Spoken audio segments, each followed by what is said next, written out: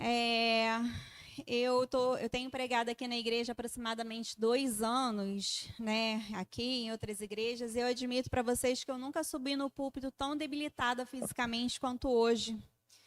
Eu entrei numa crise de labirintite ontem à noite, irmãos, e ontem à tarde, irmãos, e eu tô assim muito tonta. Se por um acaso vocês verem eu indo, assim pro lado, não liga, daqui a pouco eu volto.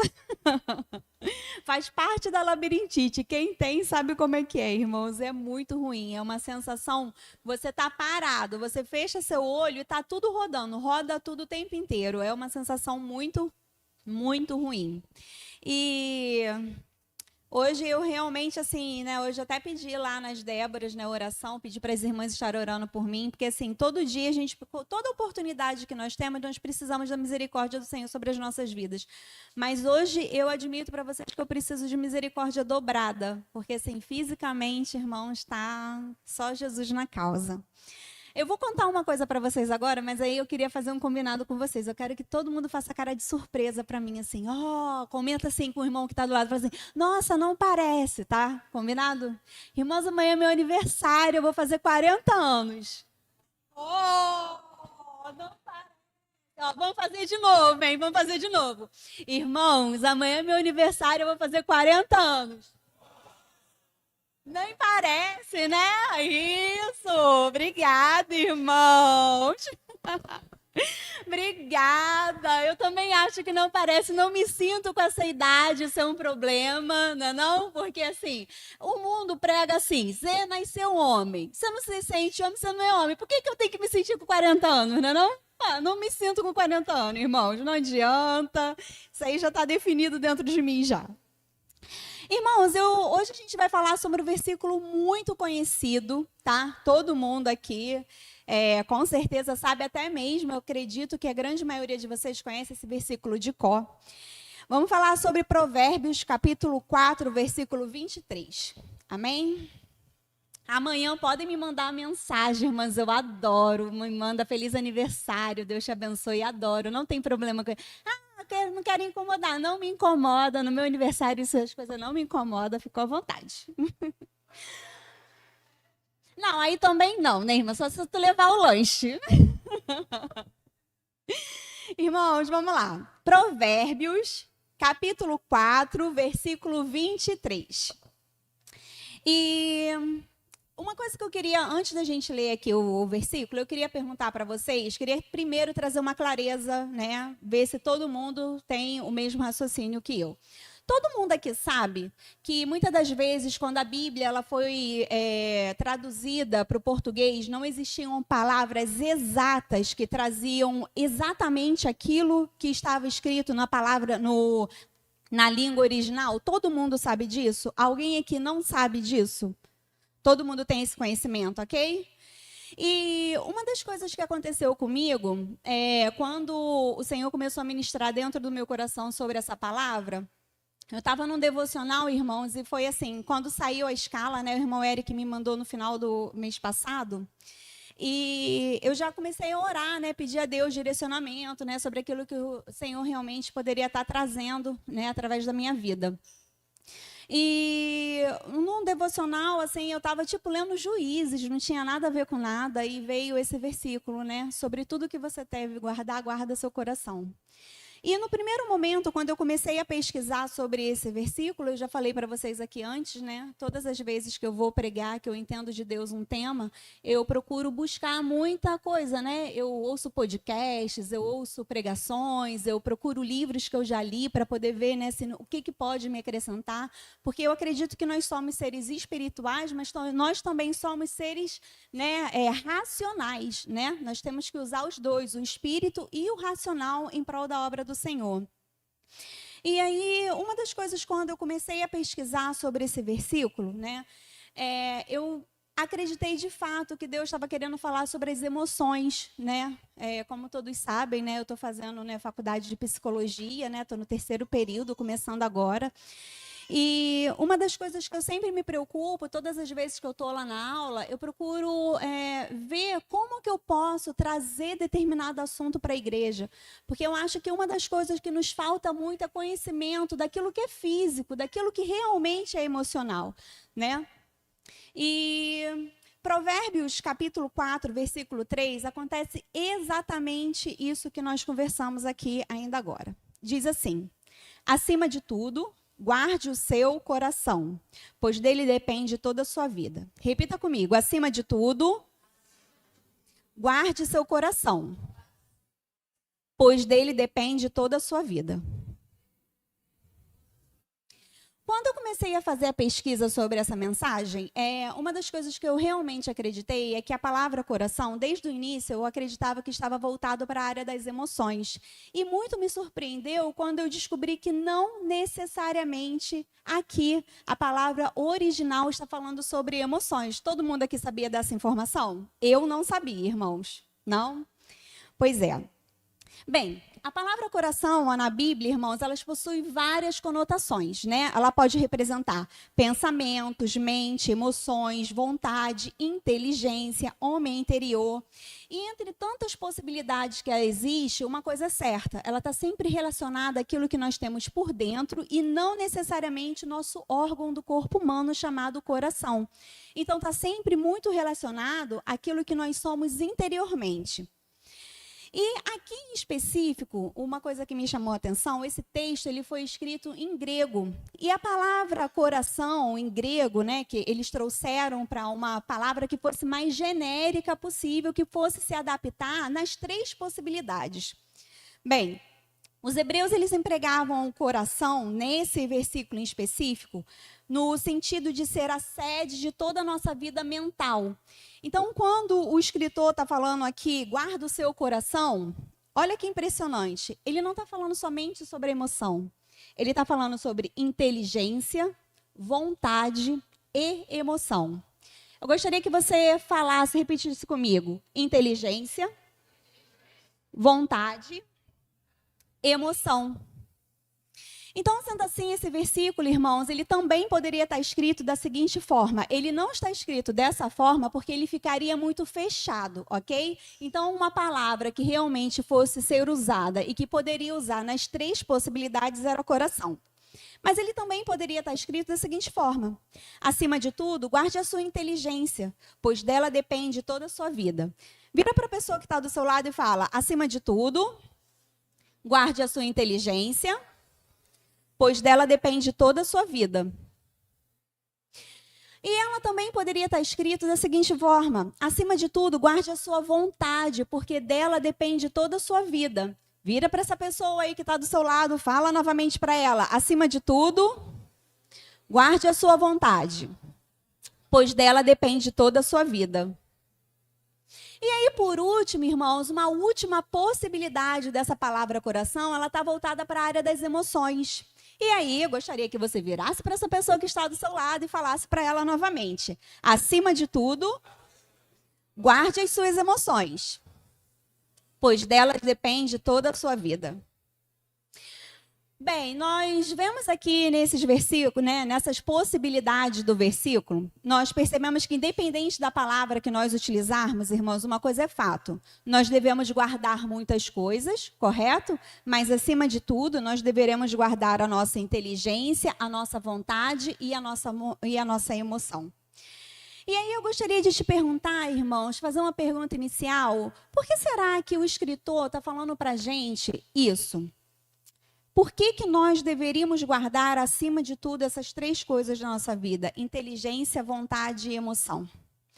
Bem, eu comecei as minhas pesquisas e uma das coisas que eu vi é que a primeira dica ela está lá em Salmo 119, versículo 11, que ele diz assim, guardei no coração a tua palavra, para eu não pecar contra ti. Bem, eu gostaria de te fazer uma pergunta aqui inicial, meus irmãos. Será que existe alguma coisa mais importante do que nós guardarmos a palavra do Senhor no nosso coração?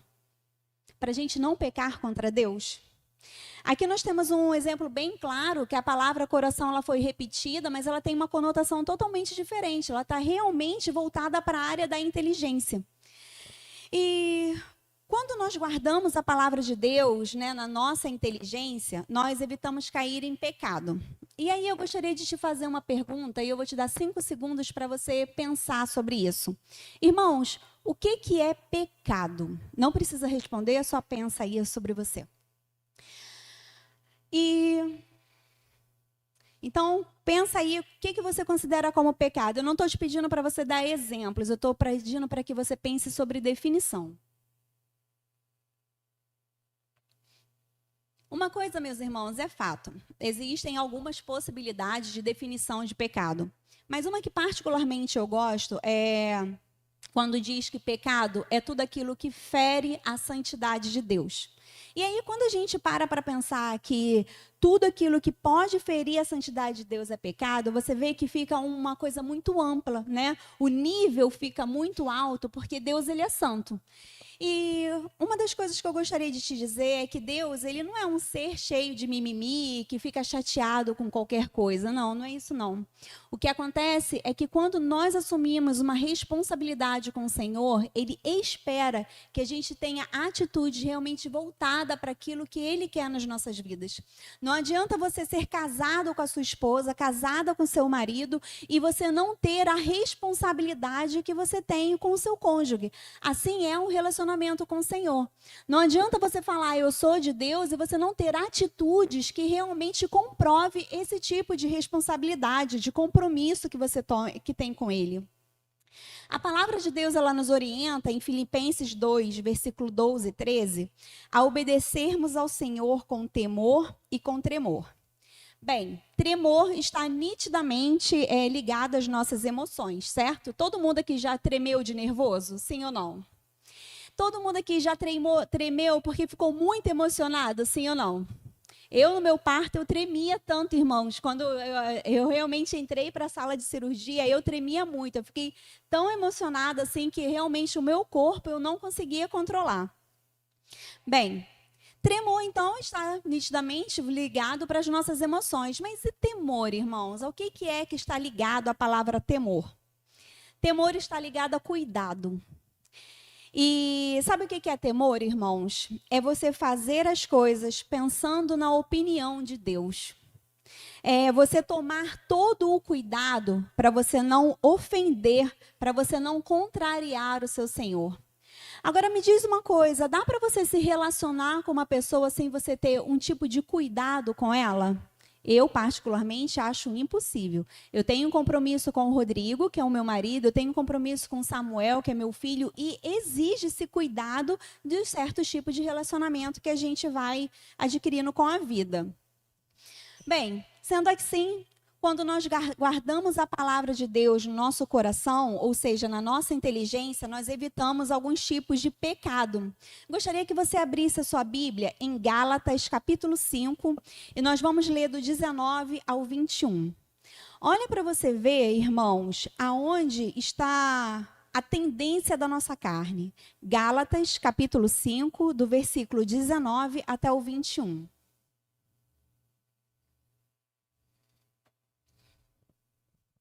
Diz assim, irmãos: ora, as obras da carne são manifestas, ou seja, a nossa carne, ela busca essa lista aqui. Se você for parar para analisar bem, você vai ver que nem tem um só que a gente se enquadra.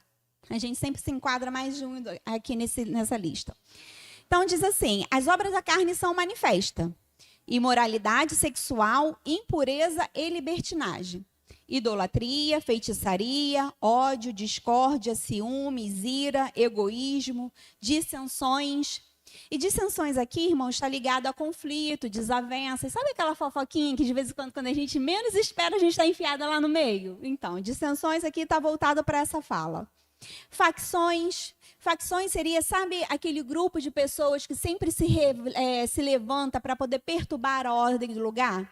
Não necessariamente na igreja, mas às vezes até no teu trabalho. Você pode ter um grupo de pessoas que você olha e fala, nossa, que pessoas problemáticas. Elas se levantam para arrumar problema. Lá na escola do Samuel, eu estava conversando com a Natânia esses dias, eu estava falando com ela sobre isso. Às vezes a gente não está nem satisfeito com a escola, mas as outras mães, elas reclamam tanto que elas acabam contaminando a gente com insatisfação. Bem, Então, facções, inveja, embriaguez, orgias e coisas semelhantes. Agora, olha só que coisa interessante como Paulo termina esse versículo, irmãos. Eu, Paulo, né, vos advirto, como antes já os adverti. Aqueles que praticam essas coisas não herdarão o reino de Deus. Sabe, irmãos, quando nós vemos que nós guardarmos a palavra de Deus com inteligência, nós evitamos que a nossa carne ela se manifeste. Nós ficamos mais próximos de herdarmos a vida eterna com o Senhor Jesus. E como diz o final do versículo-chave de hoje, né? Disso depende toda a sua vida. E eu queria trazer isso para o nosso cotidiano, irmãos, e queria te perguntar aqui, quem nunca aqui dentro dessa igreja já passou por uma situação de sentir no seu interior que não deveria fazer determinada coisa porque era cristão? Sabe, aquele pensamento assim, poxa, acho que eu não devia fazer isso aqui não, cara. Eu vou acabar dando um mau testemunho sobre isso aqui. Quem nunca teve uma situação como essa? Sabe o que é isso, irmãos? Algumas pessoas falam que é o Espírito Santo, mas isso também pode ser a sua inteligência. Você conhece tanto a palavra de Deus que ela te confronta no seu interior, no seu racional. Ela olha para você e fala assim, olha, não vai por aí por essa ira, não. Não entra por esse caminho de imoralidade sexual, não. Não entra por esse caminho que não vai dar certo. E quantas das vezes, na verdade, irmãos, a gente realmente dá ouvidos para essa voz e realmente não faz aquilo que não deveríamos fazer. Bem, uma das frases que eu mais gosto na minha vida com Deus, irmãos, é na dúvida não faça, né? Por quê? Se eu fizer, irmãos, o preço pode ser alto demais para me poder pagar. Algumas pessoas acham que elas vão ter tempo. E o fato é que nós não sabemos se nós teremos tempo ou não. Alguém aqui sabe o dia e a hora que Jesus Cristo vai voltar para buscar a igreja? Alguém aqui sabe o dia e a hora que o Senhor Jesus vai te chamar para você estar com Ele lá no céu? Exato, irmãos, nós não sabemos. E eu queria contar para vocês uma experiência muito triste que eu tenho na minha família. Eu me converti, né? Já falei isso para vocês, eu me converti com 13 anos. E quando eu me converti, eu tinha um primo, Ivanzinho, e Ivanzinho frequentava a minha casa todo final de semana. Ivanzinho trabalhava de segunda a sábado, domingo ele ia para minha casa tomar cerveja com a minha avó. Todo domingo era certo.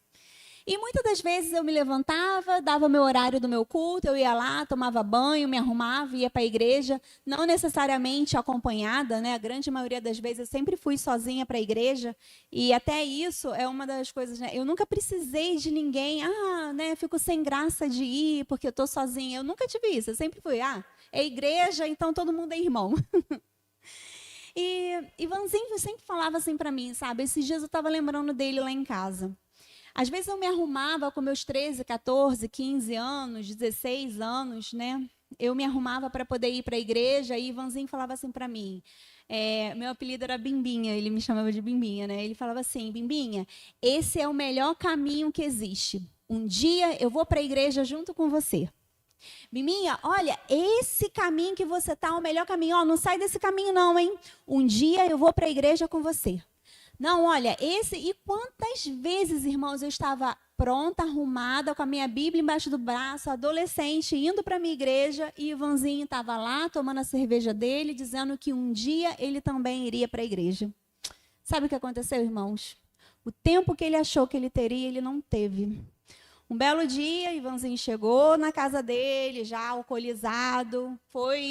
Eu lembro que a cena para mim ficou uma cena muito marcante, né? Eu não vi, mas por ser uma pessoa do meu cotidiano, né? E Ivanzinho foi escovar o dente, infartou, infarto fulminante, caiu para trás morto. O tempo que ele achou que ele teria para poder estar servindo ao Senhor, ele não teve. E aí para pensar, irmãos. Nós sabemos o nosso dia, a nossa hora? Nós não sabemos, irmãos.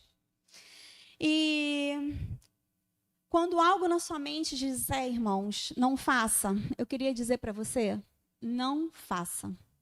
Se alguma coisa na sua mente virar para você e falar, perdoa, perdoe, irmãos, não fica preso, não. Se alguma coisa na sua mente disser, olha só, segue, ou então volta, faça, irmãos. Não paga o preço, porque pode ser que o preço seja alto demais. Em 1 Samuel, capítulo 15, versículo 22, diz que é melhor obedecer do que sacrificar. E, na verdade, a gente tem o hábito de achar que Deus vai se agradar mais do sacrifício. A gente costuma pensar de, não, qualquer coisa eu vou ali e faço, né? Eu faço uns dias de jejum. Isso aí, irmão, jejum, oração, leitura da palavra para te consagrar a Deus. O tempo de você fazer isso como um sacrifício para poder remir os seus pecados já passou. Bem, eu queria te dizer também, irmãos, que o prazer de Deus ele está na obediência. Não está nos sacrifícios e em holocaustos. Eu queria te fazer uma outra pergunta bem rápida. No caso do Jardim do Éden, vocês acham que o problema foi comer o fruto ou foi desobedecer? Desobedecer, irmãos. O comer o fruto foi só uma consequência. Se eles não tivessem plantado no coração, semeado no coração ser igual a Deus, isso não teria problema para eles. Bem, então indo para a nossa segunda dica, das muitas coisas que nós deveríamos guardar, eu gostaria de falar sobre a nossa vontade. E aqui eu acredito que muitos de nós tropeçam, irmãos, nas nossas vontades. Bem, desde já eu quero trazer a definição sobre vontade, porque às vezes as palavras são tão rotineiras nossas que a gente não consegue ter uma percepção do que realmente a palavra de Deus está nos instruindo. Vontade, eu queria te dizer que ela sempre se opõe à vontade divina, ela é sempre ruim, imperfeita e desagradável. É como nós falamos anteriormente, irmãos, as obras da nossa carne. A vontade da nossa carne está ali em Gálatas capítulo 5. É só você conferir ali que você vai ver quantas das vezes nós não temos ciúme, nós não somos tomados por ira. Quantas das vezes, irmãos? E aí o versículo poderia ser escrito da seguinte forma: acima de tudo, guarde a sua vontade, pois dela depende toda a sua vida. E a definição de vontade é uma coisa que me chamou muita atenção, que diz assim, é a força do nosso interior que nos impulsiona a querer, praticar, escolher, desejar, e ela está totalmente ligada à nossa determinação. Eu vou ler com vocês 2 versículos para a gente poder falar sobre vontade. E no início eu falei, né, ainda agora, que vontade ela pode ser também, um sinônimo é a palavra desejo.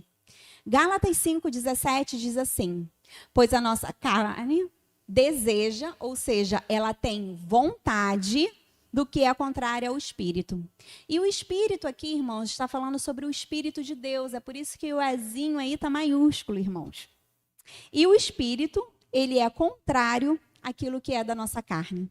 Eles estão em conflito um com o outro, de modo que vocês não fazem aquilo que vocês desejam, ou seja, aquilo que vocês têm vontade. E Romanos 7, versículo 19, diz assim, pois o que eu faço não é bem o que eu desejo, ou seja, não é bem o que eu tenho vontade. Mas o mal que eu não quero fazer, esse eu continuo fazendo. Eu citei para vocês 2 versículos aqui na Bíblia que falam justamente sobre as nossas vontades e as vontades do Senhor está totalmente sempre andando em direção contrária. E aí, sem ser esses versículos, irmãos, nós poderíamos citar várias passagens bíblicas, ou quem sabe até todas. Eu, particularmente, fiz uma avaliação muito rápida na minha mente, eu só não consegui lembrar de Daniel. Mas o restante eu não consegui lembrar de nenhum outro personagem bíblico que não tenha tido um momento na sua vida de vontade contrária do Senhor. A gente vê Adão e Eva, né? Adão e Eva, lá no Jardim do Éden, a vontade deles foi ser igual a Deus. A gente poderia falar também sobre Jonas. Sabe por quê? Deus estava falando para Jonas assim, olha, vai para Tarsis. Sabe para onde ele estava indo? Para Nínive. Nós poderíamos falar também sobre o jovem rico que Jesus cita em Lucas 10. E, gente, aqui é uma coisa tão interessante. Só faltava uma coisa para esse jovem rico, irmãos. Só faltava ele se desapegar ao dinheiro. Só faltava isso para ele, mais nada. Bem, mas entre tantas opções que nós poderíamos falar um pouquinho sobre questão de vontade, eu gostaria de trazer para vocês o diálogo de Jesus com Nicodemos, que foi uma coisa que particularmente mexeu muito comigo. Bem, todo mundo aqui sabe quem é Nicodemos lá na história da Bíblia? Sim? Então tá. Bem, Nicodemos era um grande mestre da lei, né? Ou seja, ele sabia tudo sobre Torá. Só que ele se pegou num diálogo com Jesus, irmãos, que não fazia sentido nenhum para ele. Sabe por quê? Jesus estava falando para ele assim: olha, Nicodemos, é necessário nascer de novo. E aí ele olha para Jesus e fala assim: mas como é que eu posso voltar para o ventre da minha mãe? Para Nicodemos, aquilo ali não tinha sentido algum, aquele diálogo. Bem, irmãos, quando nós somos pequenos, quando nós somos crianças, nós temos uma certa inocência nas nossas escolhas. Todo mundo concorda com isso? Criança mesmo, né, irmãos? Nós, né? Adolescente, né, que já está aí sabendo tudo o que quer da vida, né? Mas crianças pequenas, elas geralmente são muito inocentes, e as bem menorzinhas, elas não têm nem noção do perigo. As crianças, elas são literalmente moldadas às nossas vontades, às vontades dos adultos. Exatamente em tudo: comida, roupa, educação. É por isso que esse molde ele costuma ser tão cultural, irmãos. Cada cultura molda a sua criança de acordo com a sua realidade. Por exemplo, se você pegar uma criança aqui do Brasil e levar ela para o Canadá, a cultura é diferente, o molde lá é diferente. O clima lá é diferente, né? A forma de educar as crianças lá é diferente. Se você pegar uma criança do Canadá e levar ela para a China, vai acontecer exatamente a mesma coisa. O molde da China é totalmente diferente do Canadá. E ali a gente vai vendo que os moldes, eles são realmente culturais. E sabe o que eu entendo quando Jesus está conversando com Nicodemos? Uma das coisas que eu consigo entender aqui é que Jesus está falando para Nicodemos que é necessário ele ser moldado de novo. Não tem nada a ver com voltar no ventre da mãe, mas tem a ver com o que você deseja no seu interior. Sabe? Ser moldado de novo dentro das minhas próprias vontades, porque quem aqui tem mais de 10 anos de evangelho? Levanta a mão. Nós precisamos ser moldados de novo. Sabe por quê, irmão? Sabe o que acontece? A gente vai criando parâmetros, a gente vai colocando aquilo que os nossos achismos no lugar da Bíblia. Às vezes a Bíblia está lá dizendo que aquilo ali é errado, e a gente olha para o mundo, olha para a cultura e fala assim: não, peraí, isso aqui não é tão errado assim. Ainda agora mesmo eu fiz uma brincadeira falando, né? O mundo diz que se você nasce homem não se sente homem, então você não é homem. Isso está na Bíblia, irmãos? E quantos de nós estamos sendo permissivos com esse tipo de pensamento, até mesmo dentro da nossa casa, dentro dos nossos familiares? Pois é, irmãos, nós precisamos converter as nossas vontades. E eu queria te dizer uma coisa. Se eu não converter as minhas vontades, eu posso me tornar como qualquer um dos exemplos que eu citei aqui. Nós podemos nos tornar como Adão e Eva, querendo ser igual a Deus, porque pode parecer que não, irmãos, mas a gente comete muito esse pecado. Nós julgamos o outro com uma facilidade tão grande. Nós nos colocamos no lugar tão alto, muitas das vezes, olhamos e falamos: não, isso aí está errado. Será, irmãos, que a gente não toma o lugar de Deus de vez em quando? Nós também podemos fazer como Jonas e começar a querer decidir os nossos próprios caminhos. A gente pode começar a olhar e falar assim: não quero ir para a redenção, não. Acho melhor eu ir para aquela outra igreja ali. Não, é melhor eu trocar de religião. Eu vou sair da redenção e vou passar para uma outra religião. A gente também pode ter que tomar muito cuidado, porque nós podemos nos apegar ao dinheiro de uma forma pecaminosa. Quero te fazer uma pergunta, irmãos: é pecado ser rico? Não é pecado. Sabe o que é pecado, irmãos? É eu amar o dinheiro como o jovem rico amou. E aí, quando a palavra diz que é mais fácil, né, o camelo passar, é por quê? Porque geralmente quem tem muito dinheiro não quer perder. Bem, então precisamos tomar cuidado. Precisamos converter a nossa vontade para que nós não nos tornemos como qualquer um desses exemplos que eu citei aqui para vocês. E agora eu gostaria de te perguntar, você consegue começar a entender o porquê que é tão importante você converter a tua vontade ao Senhor? Em Romanos 12, versículo 2 diz assim: não se amoldem ao padrão desse mundo, mas transformem-se pela renovação da sua mente, para que sejam capazes de experimentar a boa, agradável e perfeita vontade de Deus. Repita comigo: boa, agradável e perfeita vontade de Deus. Vou te falar uma coisa que talvez você não saiba. Mas para você não se amoldar no padrão do mundo que nós vivemos hoje, é necessário você ter muita força de vontade. Obedecer ao Senhor e seus mandamentos, você precisa renovar a sua mente, irmãos, diariamente. E você precisa utilizar a sua inteligência e começar a fazer substituição de pensamento. Na psicologia, uma das coisas que a gente aprende, justamente para poder tratar as pessoas e tudo, é quando a pessoa tem uma visão muito negativa sobre si mesma, quando ela tem uma visão muito depreciativa, instruí-la a fazer substituição de pensamento. Então, quando eu olho para mim e digo, eu não consigo, eu nunca consegui, a minha família nunca conseguiu, eu olho e eu começo a fazer o quê? Eu começo a aconselhar aquela pessoa justamente a substituir esse tipo de pensamento. Olha, não é bem assim. Você não é porque os seus pais não conseguiram. Olha, na minha família existe uma lenda, eu vou dizer que é lenda, que todo casamento com 12 anos se desfaz. Eu vou botar isso, irmãos, na minha vida. Eu vou trazer essa realidade para a minha vida, irmãos. Eu não vou mesmo. Bem, então, para a gente poder viver a boa, perfeita e vontade de Deus, é necessário a gente utilizar a inteligência, começar a substituir os pensamentos e transformar, irmãos. Fazer transformação é um processo. E só assim você vai conseguir experimentar a boa, agradável e perfeita vontade de Deus. E eu queria te lembrar uma coisa, um detalhe, que para isso depende toda a sua vida. Sejamos bem sinceros aqui, irmãos. A nossa carne quer as coisas que é do Espírito. A vontade. Nós acordamos e falamos assim, olha, hoje eu vou fazer um jejum de 12 horas. Quem que acorda assim? Nossa, hoje vai ser 24 horas de jejum. Hoje eu vou ler 15 capítulos da Bíblia de uma vez só, porque hoje eu acordei assim, ó, tô cheio de vontade hoje. Nossa carne não tem vontade das coisas que é do Espírito, irmãos.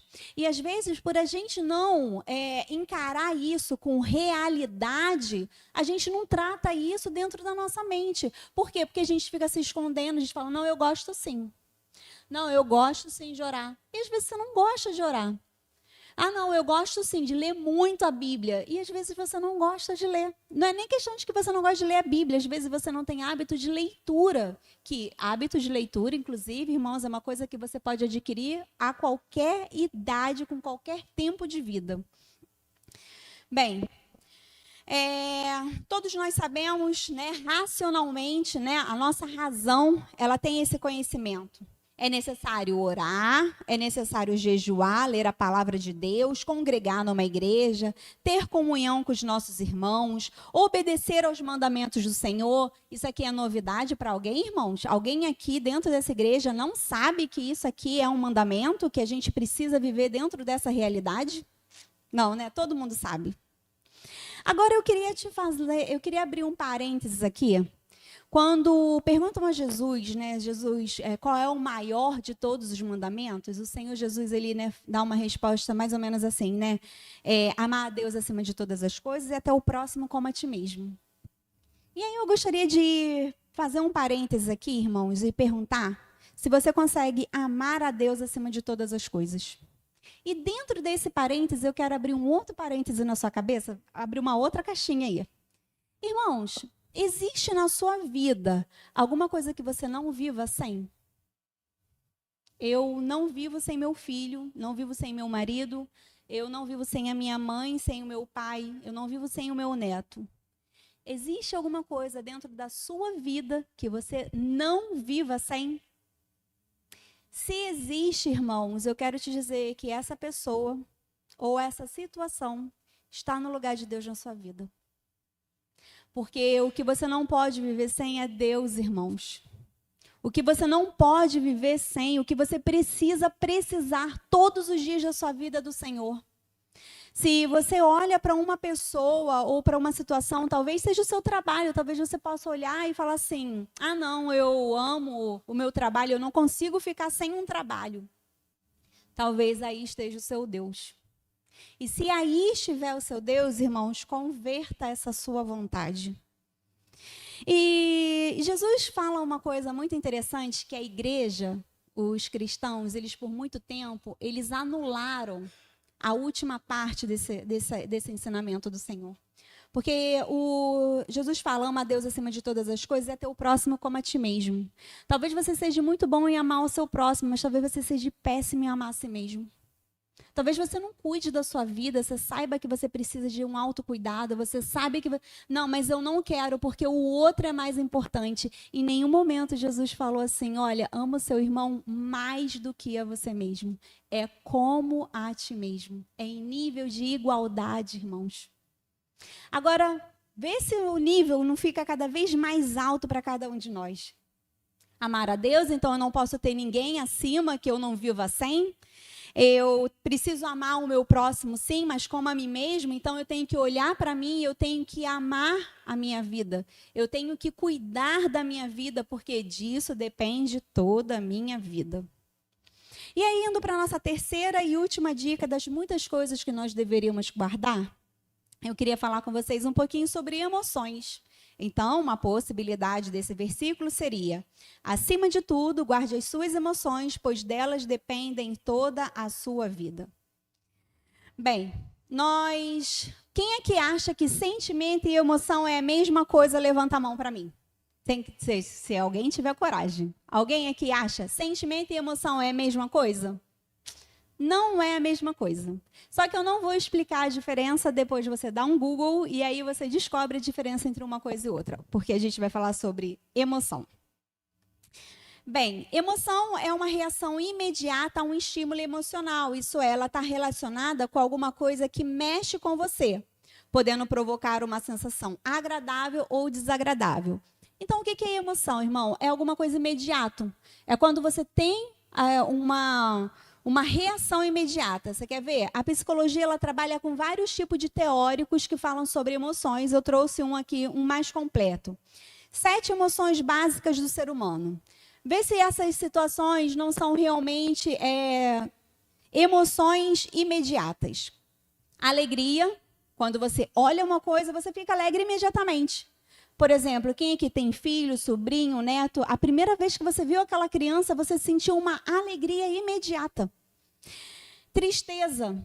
Quantos de nós não estamos em casa e às vezes recebe a notícia que uma pessoa faleceu? É uma reação imediata. É aquilo que vem imediatamente. Raiva. Quem dirige tem aquele abençoado que corta a gente, irmãos. Entra na nossa frente, não é um abençoado? É um abençoado, irmão. Raiva. A raiva é um sentimento imediato. E temos o medo, temos o nojo, temos desprezo e temos a surpresa.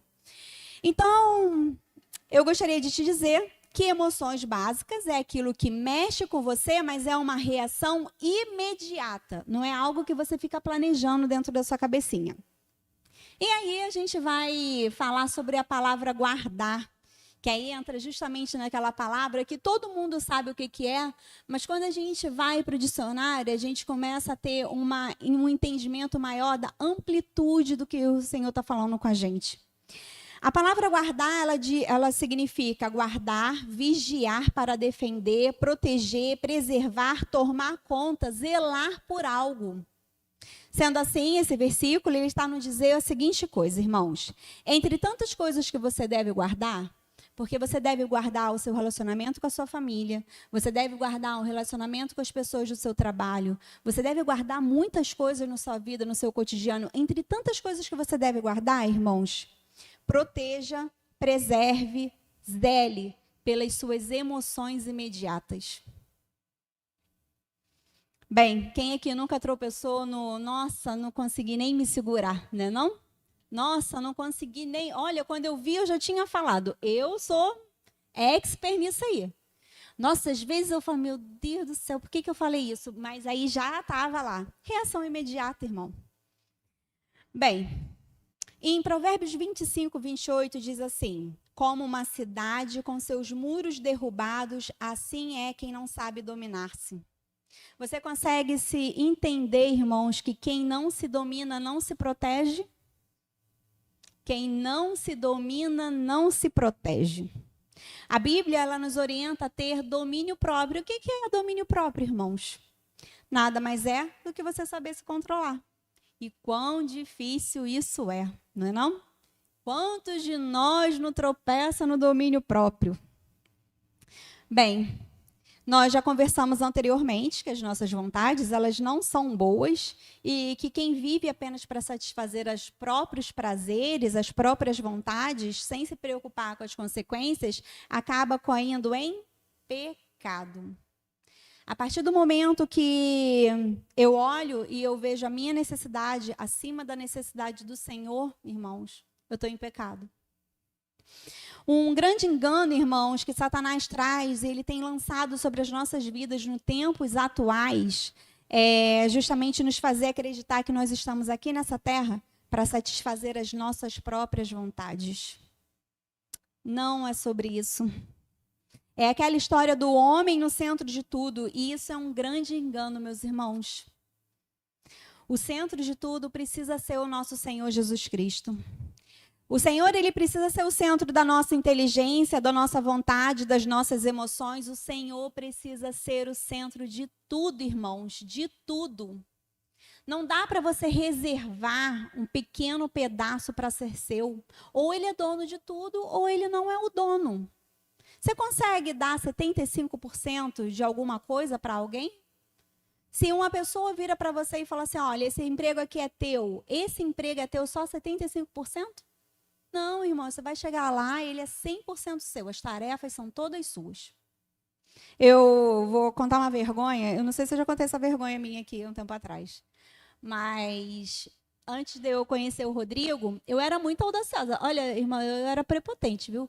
Porque eu falava mesmo na minha oração, eu falava, Senhor, eu te entrego tudo na minha vida, mas meu namorado eu que escolho. Vocês acreditam? Que vergonha, né? Ah, e sabe o que acontece, irmão? Casei com 27 anos. Minha família já estava, meu pai já estava desesperado, doido para me casar, e eu nada de casar. Por quê? Porque eu achava que o meu relacionamento, quem escolhia era eu. Aí, quando eu resolvi entregar nas mãos do Senhor, e eu lembro com clareza do dia que eu fiz essa oração. Um dia eu cheguei, eu lembro que meu pai e minha mãe estavam pegando muito no meu pé. Viviane, todo mundo casa, menos você. Pai e mãe é uma benção, irmão. Oh, Jesus. E meus pais, assim, meu pai morava em Minas, ele me ligou, falou assim, olha só, as filhas dos meus amigos todas tá casando, tu não vai casar? Não, eu nem namorada eu tinha. Por quê? Porque eu era prepotente. Porque eu falava pro Senhor assim, ó, olha, eu te entrego tudo, mas meu namorado quem escolhe sou eu. Aí isso aconteceu, irmã? Casei tarde, casei já com meus 20 e poucos anos. Por quê? Porque eu achava que eu mandava nessa área da minha vida. Aí quando eu lembro muito claramente do dia que eu fiz essa oração, eu lembro que eu cheguei um dia de um culto e eu dobrei meu joelho, eu lembro que eu estava muito chateada com várias situações que eu vinha passando. E eu lembro que eu orei e falei, Senhor, eu não quero mais escolher mais nada na minha vida. Mas eu queria que o Senhor me mandasse, meu próximo namorado fosse meu marido, eu queria que o Senhor me mandasse amizades, porque eu estava tão machucada, sabe, de amizades. E eu quero que o Senhor me mande amizade, me mande pessoas que venham realmente de Ti para poder me acrescentar, me ajudar na caminhada cristã. Porque a amizade, irmão, é muito bom quando ela te leva para os pés do Senhor. A amizade que te tira dos pés do Senhor, irmão, Deus não está nesse negócio. E nem é Deus que está mandando eu falar, não. Eu estou falando isso por experiência própria. E eu lembro até dessa oração, irmãos, que eu fiz. E aí, na sequência, foi que eu conheci esse rapaz lindo, maravilhoso aqui, ó. Que eu casei logo, né, irmã? Porque também não vou ficar dando bobeira, né, não? Todo mundo querendo me casar, falei, eu vou ficar esperando um caso logo, que aí eu resolvo logo o problema.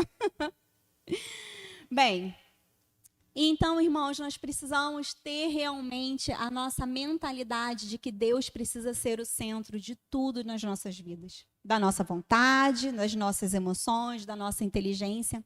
Às vezes você pode ser uma pessoa muito inteligente, mas você não usa isso em prol do Senhor. Eu falei com as irmãs no nosso último encontro do ano passado, do Café da Mesa, né? Às vezes a gente está numa fila de banco, irmãos, a pessoa para do nosso lado, começa a reclamar da vida. O que você faz? Você fala de Jesus, você começa a reclamar junto com ela. Olha as oportunidades que nós temos no nosso dia a dia, sabe? Para poder realmente estar falando do Senhor Jesus para as pessoas. Bem, nós como cristãos, irmãos, e aí, irmãos, eu não estou me isentando disso não, tá? Não estou falando que eu já estou no nível expert disso não. Não, eu estou nesse caminho, eu convido vocês a caminhar dentro desse caminho comigo, irmãos. Romanos 11:38 diz: pois dele, por ele e para ele são todas as coisas. Nós precisamos começar a viver uma vida muito mais plena em Deus, quando nós entendermos que Deus precisa ser o centro. A gente começar a olhar para o alto, sabe? E entender que é de lá que vem o nosso socorro. Às vezes a gente está passando por tanta luta, por tanta situação, e a gente fica querendo pegar as coisas com as nossas mãos, irmãos. Isso é comum. Não é uma coisa de um ou outro, não. E eu queria dizer para você que se o seu objetivo é o céu durante a eternidade, você precisa começar a se conscientizar das áreas da sua vida que precisam de conversão. Todos nós precisamos converter alguma área das nossas vidas. Se você olha e fala, eu já sou 100% convertido, eu gostaria de dizer que Satanás está te enganando. Você não é, ninguém é 100% convertido. Ninguém é perfeito, irmãos. Perfeito foi só o Senhor Jesus. Todos nós temos áreas que precisamos nos converter e entregar ela ao Senhor e falar, Deus, isso aqui é teu, eu preciso do Senhor nessa área da minha vida. E quando a gente começar a entender que precisamos converter as nossas vontades, as coisas vão começar a ter outro caminho nas nossas vidas. Talvez você seja muito inteligente, talvez as suas vontades, quem sabe você precisa converter as suas emoções, mas de uma coisa eu tenho certeza, é que Jesus está disponível hoje para começar essa obra de restauração na sua vida. Assim como ele está disponível para mim hoje, ele também está disponível para você hoje. Quando nós olhamos para o nosso ser, o nosso interior e reconhecemos que nós precisamos do Senhor Jesus nas nossas vidas, tudo muda, irmãos. É óbvio que nós precisamos ter o quê? Atitudes, né? Não adianta nada eu ficar declarando o Senhor Jesus com os meus lábios e o meu comportamento eu não começar a me moldar. Todo mundo sabe aqui a diferença entre mudança e molde? Mudança é quando eu leio a palavra de Deus e ela me indica que eu preciso tomar um caminho totalmente contrário àquilo que eu estou lendo. Eu olho e falo, nossa, eu não ajo em absolutamente nada, eu preciso mudar o meu caminho nessa área. Molde é quando eu olho, eu leio a palavra de Deus e falo, olha, por aqui eu já caminho, eu só preciso de um ajuste. E todos nós aqui dentro precisamos de molde, todos nós precisamos de mudança nas nossas vidas. Não importa quando, não importa onde, a única coisa que importa, meus irmãos, é você querer o que Deus quer na sua vida. E eu quero encerrar essa mensagem de hoje citando Mateus, capítulo 22, 37. Se caso alguém ficou em alguma dúvida sobre o nosso início. Mateus, capítulo 22, 37 diz assim: respondeu Jesus, ame o Senhor de todo o seu coração, de toda a sua alma, de todo o seu entendimento. Irmãos, ame o Senhor com toda a sua vontade, com toda a sua emoção, com toda a sua inteligência. Agradeço a minha oportunidade, em nome de Jesus. Amém?